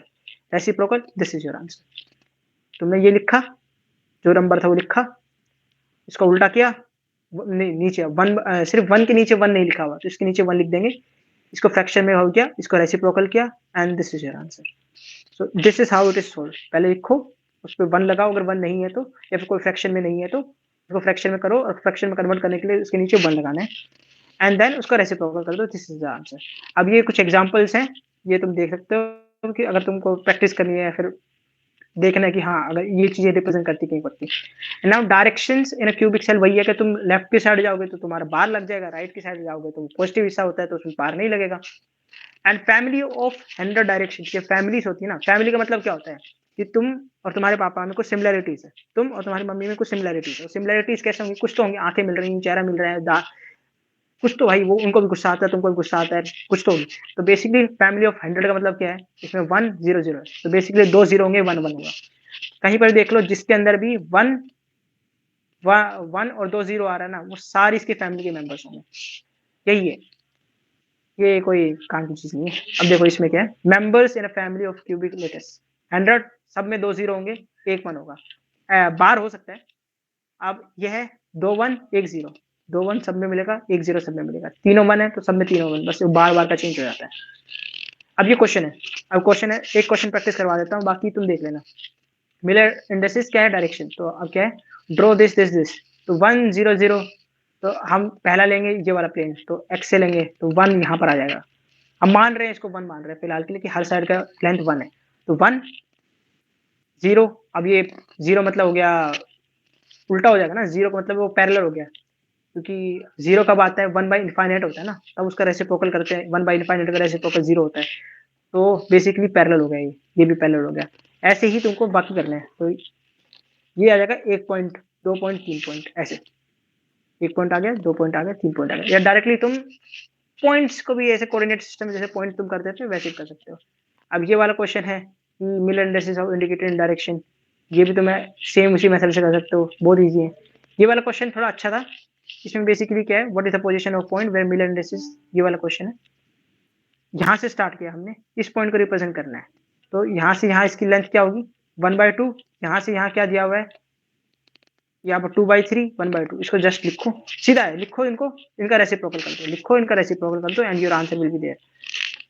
Whites not getting, इसका लिखा 1/2 2/3 1/2, इनका रेसिप्रोकल कर दो। अगर they are not coming in fraction, still fraction में नहीं आ रहे सारे के सारे, देन मल्टीप्लाई और divide it with some number, ले हमको आखिर में उसको एक इंटीजर बनाना है। अगर हम इसको उल्टा करेंगे तो ये बेसिक रेसिप्रोकल करने के बाद इन नंबर्स का वो एक होल नंबर नहीं आ रहा, तो हम उसको ऐसे नंबर से मल्टीप्लाई कर देंगे जो कॉमन है, उससे कॉमन से मल्टीप्लाई किया, किसी भी नंबर से मल्टीप्लाई करो, तुम्हारी मर्जी है, आंसर आ जाएगा वही आंसर, वो बेसिकली कभी बार क्वेश्चन में दिया होता है। This is for practice. अब एक्सरे, एक्सरे में सीधा है, एक्सरे क्या होता है, एक्सरे डिफ्रैक्शन क्या होता है, डिफ्रैक्शन बेसिकली एक्सरे आएगा एक जगह पे हिट करेगा, एटम्स जब हिट करता है तो डिफ्रैक्शन दिखाता है, वो रेज रिफ्लेक्ट हो जाती हैं, डिफ्लेक्ट हो जाती हैं। अब डिफ्लेक्ट हो जाती हैं तो बस उसी प्रॉपर्टी को एक्सरे डिफ्लेक्शन बोलते हैं। अगर उन रेज को हम कलेक्ट कर लें और उनका अगर हम प्रोजेक्ट करके कहाँ से आई है, तो हम वी कैन टेल कि कैसा स्ट्रक्चर था। ये resulting diffraction reveals about materials atomic position, electron density, कैसा स्ट्रक्चर था, कैसा दिखता है, बेसिकली रेडार में यूज होता है। तुमने हिट किया वापस आया तुम्हारे पास, and now with a software you can tell exactly कि कैसा शेप है, कैसा साइज है, क्या प्रॉपर्टीज है, क्या नहीं है। तो इस एक्सरे डिफ्रैक्शन ऐसे यूज होता है। अब एक्सरे डिफ्रैक्शन में तुम बेसिकली, अगर तुमको एक्सप्लेनेशन आया, तो इलेक्ट्रोमैग्नेटिक वेव है हाई एनर्जी वाली, इसमें शॉर्ट वेवलेंथ है, 3 पॉइंट इससे बना देना। फिर एक एक्सरे इस पास कर सकती है बहुत सारे ऑब्जेक्ट से, तभी तुम्हारी हड्डियां दिखती है एक्सरेज के अंदर। जब तुम्हारा हड्डी टूट जाती है, जब तुम किसी से लड़ाई करने जाते हो, ये आ जाओ भाई आ जाओ, लड़ाई हो गई, ठीक है, गंदा जोक, आई सॉरी। फिर अब देखो प्रॉपर्टीज क्या है, प्रॉपर्टीज अब 3 पॉइंट तुमने उधर से लिख दिए, 2-3 पॉइंट इधर से लिख देना। एक्सरे ट्रेवल करती हैं, इनविजिबल होती हैं, एंड इलेक्ट्रिकल न्यूट्रल होती हैं, और ये पॉली एनर्जेटिक होती हैं, हेटेरोजेनियस होती हैं। ये बस लिख देना, अगर एक्सप्लेन करने का आएगा तो 3 पॉइंट एक्सप्लेन कर देना, एक छोड़ देना। अब बेसिक इस चीज का प्रिंसिपल क्या है, इसका प्रिंसिपल ये है कि वो क्रिस्टल पे पहले क्या क्या स्ट्राइक करेंगी एक्सरे बीम, जैसे मैंने बताया। स्ट्राइक करने के बाद क्या करती है, एक्सरे डिफ्रैक्ट होती है, और जब वो डिफ्रैक्ट होती है तो वो अलग अलग डायरेक्शन में जाती है। अब एंगल और वो जो इंटेंसिटी है, हम उनका अगर गैदर कर लें तो हम बता सकते हैं वो जो फिगर था वो कैसे दिखता है। अब ब्रैग्स लो में एक तो सीधा याद करो कि डिफ्रैक्शन में हमें सीखा गया। ब्रैग्स लो एक्सप्लेन्स कि हमने एक्सरे डाली, उसने इंटरेक्ट किया क्रिस्टल के साथ, वो डिफ्रैक्ट होके उसने वापस हमारे पास आई, हमने वो पैटर्न को कलेक्ट किया, और उससे हम बता सकते हैं कैसा शेप और साइज है, उसको ब्रैग्स लो बोलते हैं। और अच्छा तरीका उसका डेफिनेशन का यही है कि the law explains the relationship between x-ray light and its reflection of a crystal surface when x-ray hits a crystal size. मतलब डेफिनेशन याद कर लेना, एंड याद नहीं कर रहा तो बस वही है कि क्रिस्टल के ऊपर हमने एक्सरे मारी, वो रिफ्लेक्ट हुई और वो हमारे पास आ गई। एंड अब क्या होगा कि जब वो डिफ्लेक्ट होगी, तो इसमें अगर आगे दिखता है मेरे को, हाँ, जैसे यहाँ से स्ट्राइक किया, डिफ्लेक्ट हुई, अब वो डिफ्लेक्ट होगी तो उनके बीच में कुछ डिस्टेंस तो रहेगा ही, तो उस डिस्टेंस को बोलते हैं हम डी। ये जो डिस्टेंस है हमेशा कांस्टेंट रहता है, इसका वो डिस्टेंस को बोलेंगे डी। जिस एंगल पे स्ट्राइक किया, इंसिडेंट एंगल, उसको बोलेंगे थीटा। एंड वेवलेंथ हमको दी होगी या नहीं दी होगी, बस इसी में क्वेश्चन आता है, फॉर्मूला लिख लो, रट लेना, या डस्ट भी लिख लेना पेंसिल से, जब टीचर आए जब मिटा देना, तुम्हारी मर्जी है। बस यही है, ये फॉर्मूला है, इसको यूज करके एक चीज देंगे, एक चीज निकालनी होगी, 2-3 चीजें दे देंगे। And n is basically integer, बस यही फॉर्मूला है। और कुछ याद करो ना करो, इसकी 5 प्रॉपर्टीज जो है एप्लीकेशन, ये याद कर लेना, एक्सरे की प्रॉपर्टीज एंड इसका फॉर्मूला। अगर क्वेश्चन आता है तो जी लिखाना, फुल नंबर है, ये कोई काम का नहीं है। डिफेक्ट्स बेसिकली कोई क्रिस्टल लैटिस है, उसको हमने थोड़ा सा चेंज, उसमें कुछ भी हम एक्सपेक्ट कर रहे हैं, जैसे तुम्हारे घर वाले एक्सपेक्ट करते हैं कि तुम्हारा 10 सीजीपी आएगी, पर तुम्हारी नहीं आती है, किसी की 9.8 आती है, किसी की 9 आती है। तो वो जो नहीं आ रही है ना, कुछ चेंज है, उन्होंने एक्सपेक्टेशन रखी, पर कुछ चेंजेस आ गए, तो उसको डिफेक्ट्स बोलते हैं। अब डिफेक्ट्स बहुत सारे टाइप के हो सकते हैं, इलेक्ट्रिकल डिफेक्ट भी होता है, मैकेनिकल भी होता है, ऑप्टिकल भी होता है, मैग्नेटिक भी होता है, काइनेटिक भी होता है। अब आइडियल स्ट्रक्चर जैसे क्या कि पेरेंट्स हमसे एक्सपेक्ट करते हैं 10 सीजीपी लाएंगे, पर हमारी तो अटेंडेंस भी पूरी नहीं हो रही, तो every latest point has exactly same environment. अब उसमें अगर थोड़ा सा भी चेंज आता है ना स्ट्रक्चर में, तो उसको डिफेक्ट बोल देते हैं।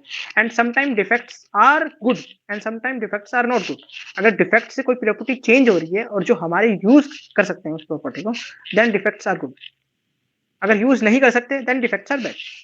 तो दिस इज है कि एवरी कैन, कोई भी क्रिस्टल परफेक्ट नहीं होता, और हर किसी में डिफेक्ट होता है, क्योंकि थर्मोडायमेट्रिकली इट इज इम्पॉसिबल कि कोई भी क्रिस्टल परफेक्ट हो। एंड डिफेक्ट्स वही है कि क्या होता है, defects are lower energy of crystal and make it more stable. जितना डिफेक्ट्स होगा, वो उस क्रिस्टल की लैटिस की एनर्जी कम कर देगा, और जितनी कम एनर्जी, उतने स्टेबल क्रिस्टल्स रहते हैं। तो इस वजह से डिफेक्ट्स मोस्टली पाए जाते हैं, क्योंकि वो स्टेबल बनाते हैं, और स्टेबिलिटी सब मेंटेन करना चाहते हैं, सबको जॉब चाहिए भाई। क्रिस्टल लैटिस, अब क्रिस्टल लैटिस के अंदर देखो, मैं तुमको अब इसमें है ना, I will be taking help from this notes. ये नोट्स हो सका तो मैं डिस्क्रिप्शन में दिला दूंगा, इसके अंदर मोस्टली सब कुछ ही है। अब इसके अंदर मैं पीपीटी से यहाँ पर शिफ्ट इसलिए कर रहा हूँ क्योंकि इसमें थोड़ा सा इजी तरीके से दे रखा है। क्यों? क्योंकि देखो, इसमें डायरेक्टली बताया पॉइंट, अब इसमें देखो तुम, जैसे कि इसमें बस ये बता दिया, इसका कोई अलग से टेबल नहीं बनी, तो तुम यहाँ से देख पाओगे point defect. Point defect 2 type का होता है, इंट्रेंसिक, एंड दूसरा उसका जो टाइप होता है वो है एक्सटेंसिक। अब इन इंट्रेंसिक के भी टाइप होते हैं, वैलेंसी एंड सेल्फ इंटरचेंजेस, जो भी इसको बोलते हैं, तुम देख लेना भाई। एंड इसका भी 2 टाइप होते हैं, Schottky and Frenkel. And it is very important, अगर क्वेश्चन आता है तो इनमें से आता है मोस्टली, अगर इसमें से आया पॉइंट डिफेक्ट में से तो अब देखो हम पॉइंट टू पॉइंट जाएंगे। पॉइंट क्या है 0D, लाइन क्या है 2D, sorry 1D, and interfacial बोलो या फिर सरफेस डिफेक्ट बोलो ये 2D, बल्क और वॉल्यूम 3D। ऐसे याद करो, पहले 0D में डिफेक्ट होगा, फिर 1D में होगा, 2D में होगा, फिर 3D में होगा। तो इट इज एन, अभी क्यों होता है, देखो एक क्रिस्टल होता है, क्रिस्टल के अंदर एटम्स होते हैं। अब एटम्स वाइब्रेट करते हैं इन जगह पर, अब जब भी वो वाइब्रेट करेंगे तो एनर्जी एक्सचेंज होती है। जब भी तुम्हारे पास इतनी एनर्जी है तो तुम अनस्टेबल होते हो। तो एटम्स से ना वाइब्रेट करते हैं जिनकी वजह से एनर्जी होती है, और जब किसी के पास ज्यादा एनर्जी आती है वो निकल जाते हैं। तो जो वो निकल जाते हैं ना सफिशिएंट एनर्जी के बाद, एक्टिवेशन एनर्जी बोलते हैं जिसको, एक्टिवेशन एनर्जी को पार करते ही वो बाहर चले जाते हैं उस एटम को छोड़ते हैं। तो इसका मतलब कोई भी क्रिस्टल अगर तुम सरफेस पे कहीं पर भी रखोगे तो थोड़ा टाइम के बाद उसमें कुछ एटम्स होंगे जो बाहर निकल जाएंगे due to this vibration energy, उनको पास होती रहेगी कलेक्ट करके, एक्टिवेशन एनर्जी से ज्यादा करके वो निकल जाएंगे, विच कॉजेस पॉइंट डिफेक्ट। तो अब पॉइंट डिफेक्ट दो टाइप के होते हैं, इंट्रेंसिक डिफेक्ट एंड इंट्रेंसिक के बाद हमारे पास आ गया एक्सट्रेंसिव। अब इंट्रेंसिक का मतलब सबको पता है भाई, अंदर से। अब इसका और अगर तुम डिफाइन करो तो इसमें अच्छा दे रखा है ये पीपीटी में। इंट्रेंसिव का मतलब क्या होता है, इंट्रेंसिव का मतलब होता है कि वो उनके जो डिफेक्ट्स होते हैं प्रेजेंट फॉर थर्मोडायनेमिक रीजंस की वजह से होते हैं। जो एक्सट्रेंसिक होते हैं वो बेसिकली थर्मोडायनेमिक्स की वजह से नहीं होते हैं, they are cause by control by purification and synthetic condition. बस इतना लिख देना। और एक लिखता है इंट्रेंसिक मतलब अंदर से कुछ डिफेक्ट होगा एटम्स के अंदर से, और एक्सट्रेंसिक मतलब बाहर से कुछ चीज अंदर आई होगी। एक्सट्रेंसिक मतलब बाहर से, इंट्रेंसिक मतलब अंदर। तो ऐसे भी रिलेट करके कर सकते हो। तो अब देखो वैलेंसी है, वैलेंसी में क्या होगा, वैलेंसी से नाम क्या पता चल रहा है, वैलेंसी मतलब कुछ चीज जैसे प्लस माइनस या उसके जो भी होती है। तो बेसिकली इसमें क्या होगा, इसमें एटम्स मिसिंग होंगे वैलेंसी के अंदर, मिसिंग एटम्स होते हैं। जो valency lattice position because of atoms are missing, valency के अंदर एटम्स ही मिसिंग होते हैं, कुछ एटम्स बाहर चले जाते हैं, उसी को वैलेंसी डिफेक्ट बोलते हैं। और जो सेल्फ जो होता है ना, सेल्फ इंसिस्टेंस जो भी दूसरा वाला है, उसमें हम एटम्स ऐड करते हैं। बेसिकली वैलेंसी के अंदर एटम्स मिसिंग होते हैं, और ये सेल्फ इंसिस्टेंशियल जो भी है भाई मेरे को बोला नहीं आता, ठीक है। तो इसके अंदर एटम्स ऐड होंगे। अब इसके अंदर एटम्स ऐड होंगे तो दो तरीके से ऐड हो सकते हैं, that is for ionic solids, Schottky defect and Frenkel. इसके लिए भी मैं ट्रिक्स लेके आया हूँ अलग से। देखो अगर तुमको याद करना तो एक सीधा तरीका याद करने का है कि जो फ्रैंकली है और स्कोटकी, स्कोटकी में क्या होगा कि जो एटम्स है ना, जो कैटाइंस होते हैं और एनाइंस होते हैं वो बाहर चले जाते हैं। वो अपने सरफेस या फिर उस जो भी क्रिस्टल होगा, एक पेयर एटम का जिसके अंदर एक pair of ions and cations will go outside, तो equal number of positive and negative leaves the crystal. Frankly में वो क्या करते हैं, वो अपनी जगह चेंज कर लेते हैं। बेसिकली एक पॉजिटिव जो चार्ज होगा ना वो एक जगह से दूसरी जगह चला जाएगा। तो अगर हम प्रॉपर्टी इसमें देखें सेल्फ, हाँ स्पॉट की अगर हमको दिख जाता है तो देखो यहाँ पर क्या हुआ है, यहाँ पर दो आ गए, दो कटाइंस आ गए, कटाइंस हमेशा छोटे होते हैं। तो यहाँ पर क्या हुआ, ये फ्रैंकली डिफेक्ट, क्यों, क्योंकि दो कोई बाहर नहीं निकला पर एक जगह से दूसरी जगह पे आ गया। शॉर्ट की में क्या होगा कि एक पॉजिटिव पार्ट एंड हेयर, देखो ये पॉजिटिव पार्ट पूरा, सॉरी एक अनायन पूरा गायब है और यहाँ पर एक कटायन गायब है। तो ये अनायन और कटायन जो गायब हुए हैं ना वो स्कॉट के डिफेक्ट होते हैं।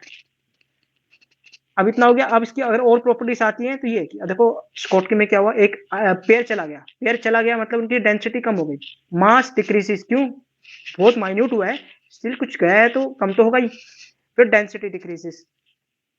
अब इसके बाद क्या, डेंसिटी डिक्रीज हुई है, मास डिक्रीज हुआ है, और इसमें बस एक याद रखना कि इसमें size of cations are equals to size of anions, बस यही है। और जो फ्रैंकी है उसमें कुछ गया तो नहीं, तो mass remains constant, density remains constant, और इसका size of cation is very small then size of anion, जो कि एक यूनिवर्सल ट्रूथ है। एंड इसके अंदर एग्जांपल्स याद कर लेना, बस याद कर लेना कि ए जी बी आर इन दोनों का example, A G B R is example of both जो करता है। ये हो गया हमारा मेन ये डिफेक्ट्स का एंड जस्ट तो हमारा स्कोट की होगा। एक्सटेंसिव में क्या होगा, सब्स्टिट्यूट, सब्स्टिट्यूशन मतलब क्या होगा, यहाँ से एक एटम होगा या फिर एक जो होगा एलिमेंट वो उठा के एक्सचेंज हो जाएगा दूसरे किसी एलिमेंट के साथ। मान लो पूरा गोल्ड का क्रिस्टल है, उसके अंदर एक गोल्ड का क्रिस्टल हटा के उसमें मैंने सिल्वर डाल दिया, मैंने कर दिया धोखेबाजी तुम्हारे साथ, गोल्ड बोल के 22 कैरेट का उसमें मैंने कुछ मिला दिया और मैंने तुमको कम उसी प्राइस में कम चीज में दे दिया, मतलब उसी प्राइस में कम क्वालिटी का दे दिया। तो मैंने उसकी इम्प्योरिटी ऐड कर दी, कैसे?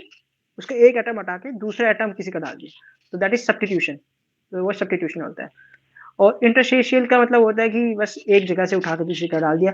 वैसे इसका डेफिनेशन हमारी इसमें भी नहीं दिया है, मैंने अलग से ढूंढ के बताया। तो जैसे अगर तुम इसके नाम भी लिखाओगे तब भी कोई प्रॉब्लम होने नहीं वाली।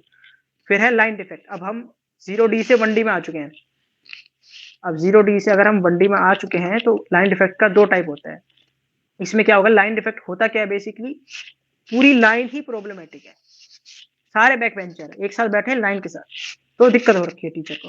तो एज में क्या होगा, ऑफ कोर्स एक पूरी एज, एज से समझ में आता है एज। स्क्रू का मतलब क्या होता है, स्क्रू मतलब ऐसे घूमता है, स्क्रू या तो क्लॉकवाइज घूमेगा, एंटी क्लॉकवाइज घूमेगा। बेसिकली एक जगह से दूसरी जगह जो अगर एक लाइन की वजह से पूरा जो क्रिस्टल है, एक पूरा जो क्रिस्टल है वो चेंज हो जाता है, मतलब वो डिस्टोर्ट हो जाता है या फिर घूम जाता है just because of that.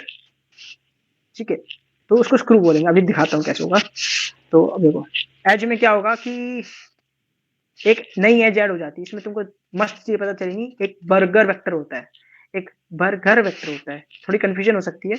As में क्या होगा, जो एक एक्स्ट्रा हाफ प्लेन है ना ऑफ एटम्स, वो अंदर आ जाती है। तो अगर मैं इसको जूम कर पाऊंगा तो नहीं कर पा रहा। और इसके अंदर क्या होगा, परपेंडिकुलर जो वेक्टर होगा यहाँ पर, वो परपेंडिकुलर ऐड होता है डिस्टॉर्शन लाइन के, और उसको बर्गर वेक्टर बोलते हैं। स्क्रू में क्या होगा, अभी मैं दिखाता हूँ, एग्जांपल दिखाता हूँ, समझ में आ जाएगा।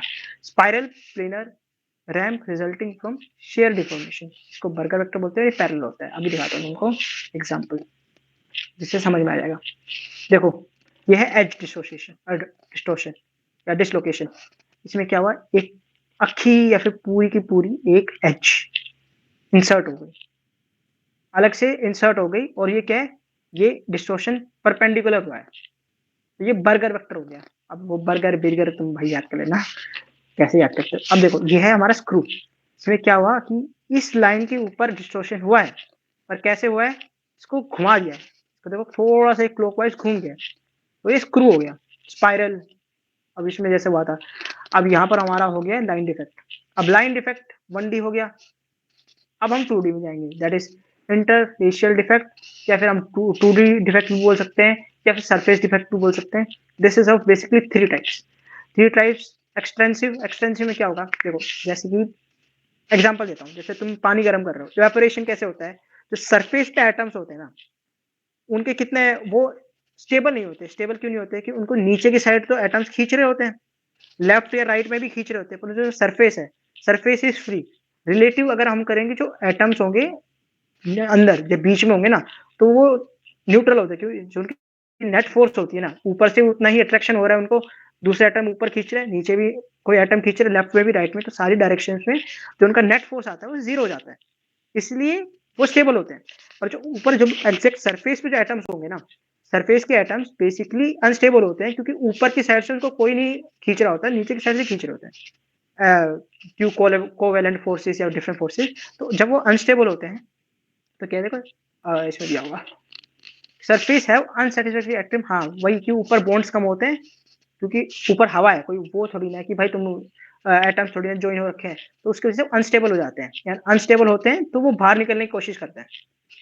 और या तो ये करेंगे, वो बाहर निकलने की कोशिश करेंगे, या फिर मेन यही है एक्सटर्नल सरफेस का, टू रिड्यूस सरफेस एरिया।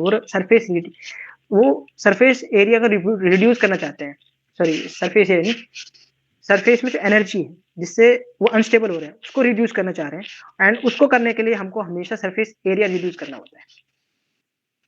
तो जब सरफेस एरिया मिनिमाइज करेंगे ना, टेंशन के सरफेस टेंशन, तभी जाके वो एनर्जी रिड्यूस होती है। और ये रेन ड्रॉप्स, ये क्वेश्चन आता है बचपन में कि रेन ड्रॉप्स हमेशा ड्रॉप में क्यों गिरती हैं, स्क्वायर क्यों नहीं होती है, ट्रायंगल क्यों नहीं होती, जस्ट बिकॉज अगर वो सरफेस पे कोई भी एटम रहता है तो अनस्टेबल रहता है, एंड अनस्टेबल रहता है तो उसको स्टेबल करने के लिए उनको सरफेस एरिया बढ़ाना पड़ता है, एंड सरफेस एरिया जब बढ़ाते हैं तो सरफेस टेंशन कम हो जाती है, सरफेस टेंशन कम होने की वजह से इट इज स्टेबल, एंड उसका बेस्ट एग्जांपल है रेन ड्रॉप्स। नहीं समझ में आ रहा, एक बार वापस रिवाइंड कर दीजिए। ग्रेन में क्या होगा, देखो इसमें अभी मैं ज़ूम करूँ क्या? ठीक है, देखो जो ग्रेन है, okay, okay, my again my bad. Grain में क्या होता है कि बहुत सारे एक क्रिस्टल होगा, जिसके अंदर बहुत सारे अलग-अलग डिफरेंट पैटर्न्स होंगे। रेगुलर पैटर्न तो होंगे, पर 2-3 अलग पैटर्न, जैसे कि ये वाला पैटर्न अलग होगा, इधर अलग से क्रिस्टल अरेंज होंगे, यहाँ पर अलग से क्रिस्टल अरेंज होंगे, यहाँ पर अलग क्रिस्टल अरेंज होंगे, और वो सारे चिपका दिए होंगे, या बेसिकली चिपका दिए होंगे, एक साथ एग्जिस्ट कर रहे होंगे। और जहाँ पर वो बाउंड्री आती है ना, जहाँ से वो अलग हो जाते हैं, उसको बोलते हैं ग्रेन बाउंड्री। और ये छोटे-छोटे जो एटम्स हैं, इनको बोलेंगे ग्रेन्स।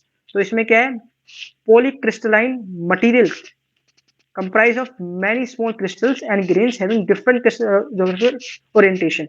और जहाँ पर वो देखो स्मॉल क्रिस्टल्स जिनको ग्रेन्स बोलते हैं, और जहाँ पर वो मीट और जहाँ पर डिफरेंशिएशन पता चल जाएगा, उनको ग्रेन बाउंड्रीज बोलेंगे। अब क्या है, सेग्रीगेशन इम्प्योरिटी, ये ठीक है, ये ऊपर ऊपर से पढ़ लेना, कोई दिक्कत नहीं है।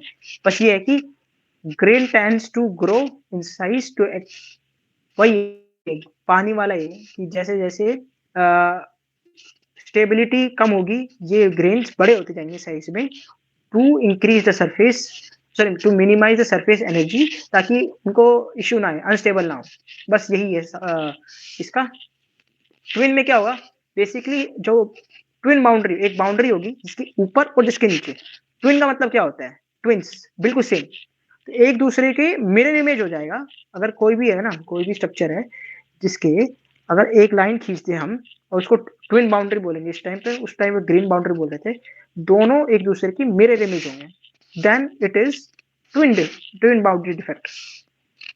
ये हो गया हमारा 2D खत्म। Now we will be talking about just, हाँ, अब हमारा ट्विन बाउंड्रीज खत्म हो गया। इसमें कुछ और देखना है तो यही है कि मे प्रोड्यूस बाय शेयर, ये क्यों प्रोड्यूस होता है, वो इसकी वजह से प्रोड्यूस होता है कि may produced by shear deformation of BCC materials, और during annealing following formation of, ये एनेलिंग वाला अगर आगे पढ़ोगे तब रिलेट कर पाओगे, तो अभी के लिए तुम स्किप कर सकते हो इस वाले पार्ट को। पर मेन ये है कि ट्विन बाउंड्री होता क्या है, लाइन खींचोगे तो अलग अलग दिखेगा बस।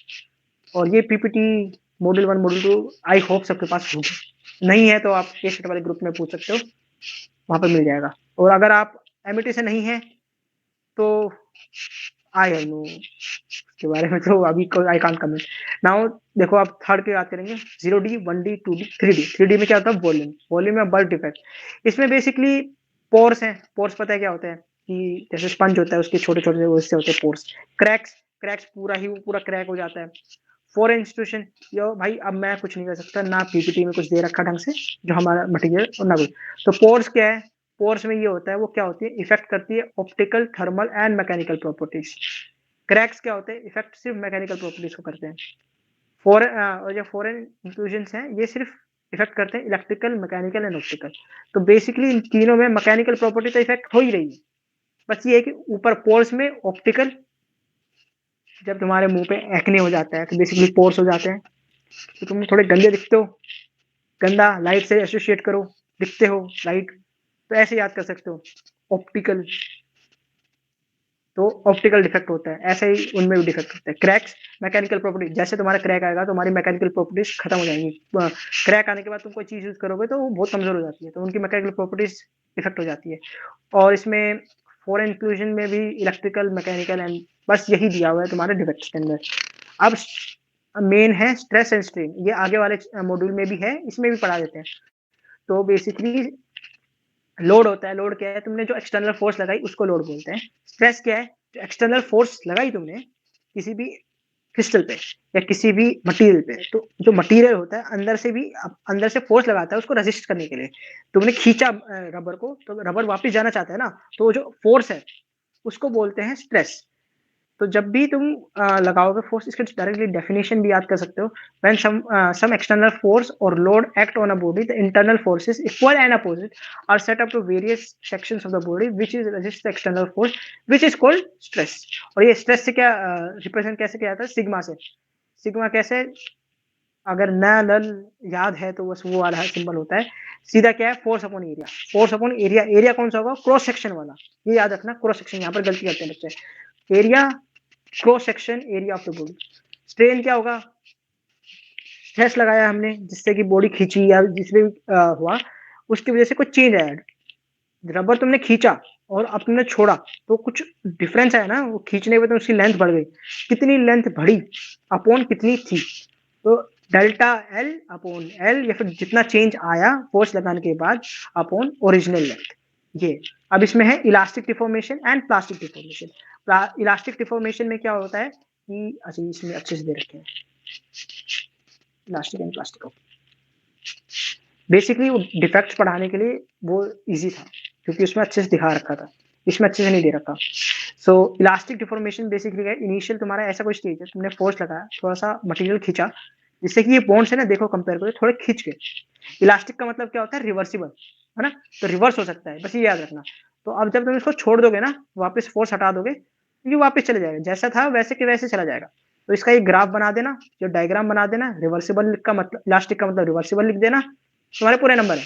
थोड़ा एक्सप्लेन कर देना कि ये ऐसे खींचे फिर वापस चले गए, और कोई तो इलास्टिक लीनियर में ऐसा होगा कि जाएगा वापस आ जाएगा, और जब नॉन लीनियर होगा तो ऐसे ही जाएगा, मतलब उसका थोड़ा ग्राफ कर्व बनेगा, और जब तुम छोड़ दोगे फोर्स लगाना तो वापस आ जाएगा। तो ये हो गया तुम्हारा इलास्टिक डिफॉर्मेशन। प्लास्टिक डिफॉर्मेशन में क्या होता है? वो मेटल्स में होता है। मतलब अभी प्लास्टिक डिफॉर्मेशन देखते हैं। प्लास्टिक डिफॉर्मेशन का मतलब, प्लास्टिक मतलब क्या होता है? परमानेंट। मतलब एक बार डिफेक्ट हो गया तो हो गया। और इसमें कैसे होता है? ऐसे होता है, इनिशियली तुम्हारे पास ये पेंसिल है, मान लो तुमने खींचना स्टार्ट किया, या रबर है तुम्हारे पास, खींचना स्टार्ट किया, तो तुम्हारे क्या होगा, जो ये एटम्स है ना, ये एटम्स स्लाइड कर जाएंगे। ये जब ये स्लाइड कर जाएंगे तो इनकी बॉन्ड्स, जो ये 4 बॉन्ड इसके साथ थे ना पहले, वो टूट जाएगा और नेक्स्ट लेयर के साथ ये बॉन्ड बना लेगा। तो बेसिकली जो ओरिजिनल बॉन्ड्स थे वो टूटेंगे एंड न्यू बॉन्ड्स फॉर्म होंगे। और जब ऐसा होता है तो जब उसको फोर्स रिलीज कर दी जाती है ना, तो वो वापस सेम प्लेन और सेम उसमें नहीं आ पाते जैसे ओरिजिनल शेप में थे। तो इसका ऐसा होगा ग्राफ की, खींचा, फोर्स लगाया, खींचा खींचा खींचा, चेंज हो, और उसके बाद उसका शेप कभी चेंज नहीं हो सकता कभी भी।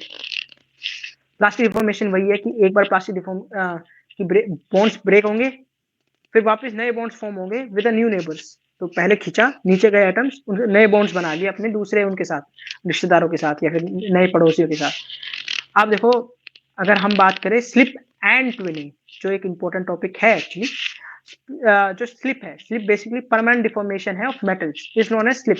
इसमें क्या होता है, मोस्टली क्या होता है, तुम्हारा एक लेयर है, और जो पूरा एक क्रिस्टल स्ट्रक्चर है ना, तो एक लेयर खींचती है, जब तुम फोर्स लगाते हो तो एक लेयर खींचेगी।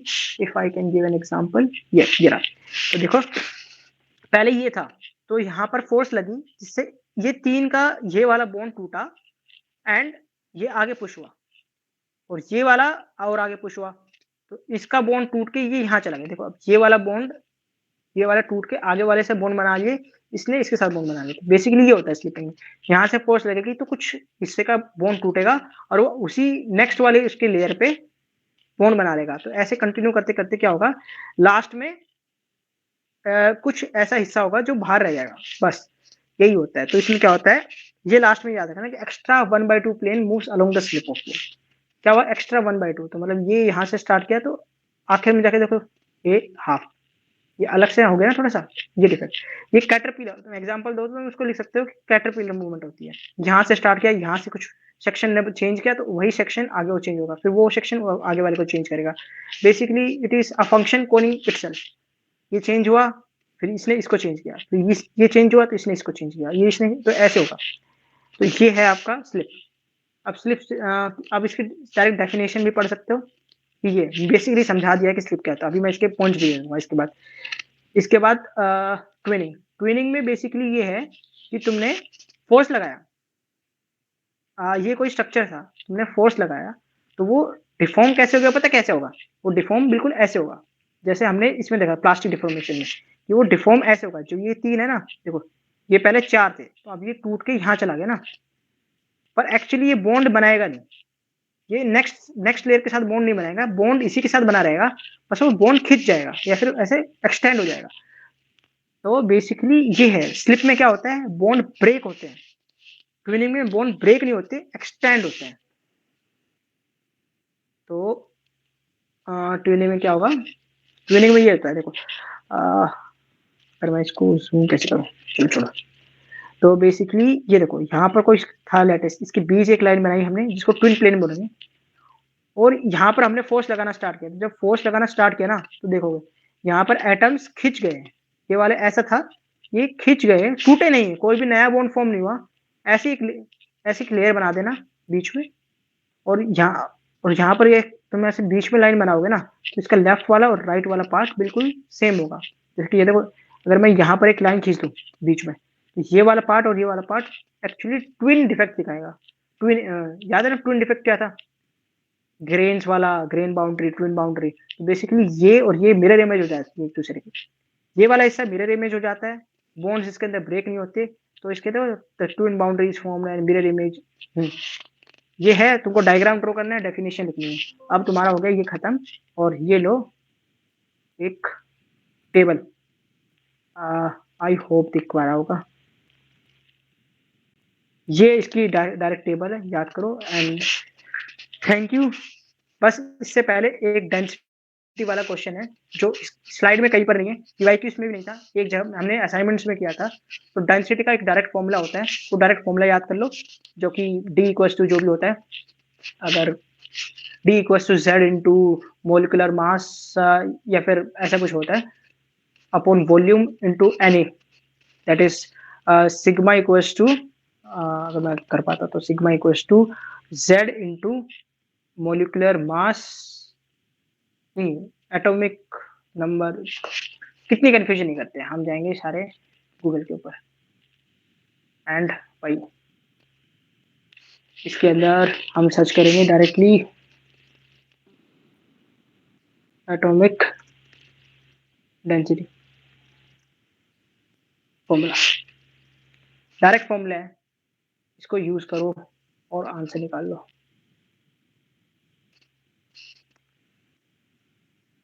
हाँ, मतलब बेसिक तो फॉर्मूला देख लेना, ये फॉर्मूला होता है वैसे तो, आई सो द करेक्ट फॉर्मूला, ये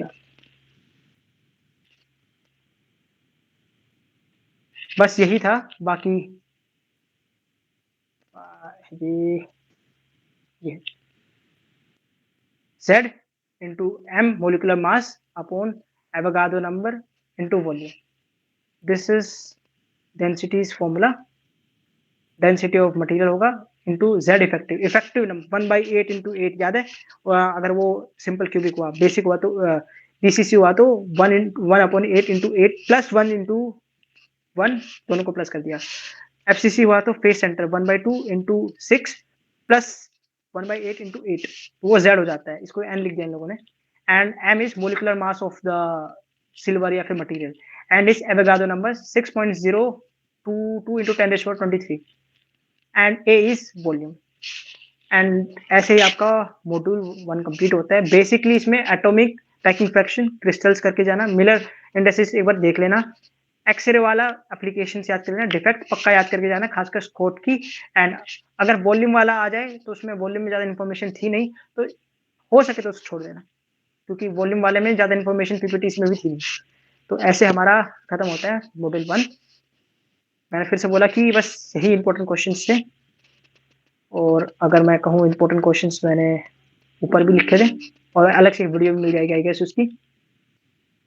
यही है मोस्ट इंपोर्टेंट क्वेश्चंस जो आएंगे। क्लासिफिकेशन ऑफ मटेरियल जो स्टार्टिंग में बहुत बड़ा गया था, उन्होंने पॉलीमर्स को डिफाइन किया, क्रिस्टल सिरेमिक्स को डिफाइन किया, वो सब कुछ वो सारा ही पढ़ना पड़ेगा। क्रिस्टल लैटिस जो मैंने अभी बताया 7 क्रिस्टल, उसके फॉर्मूला बताए, डायरेक्टली रट के जाओ।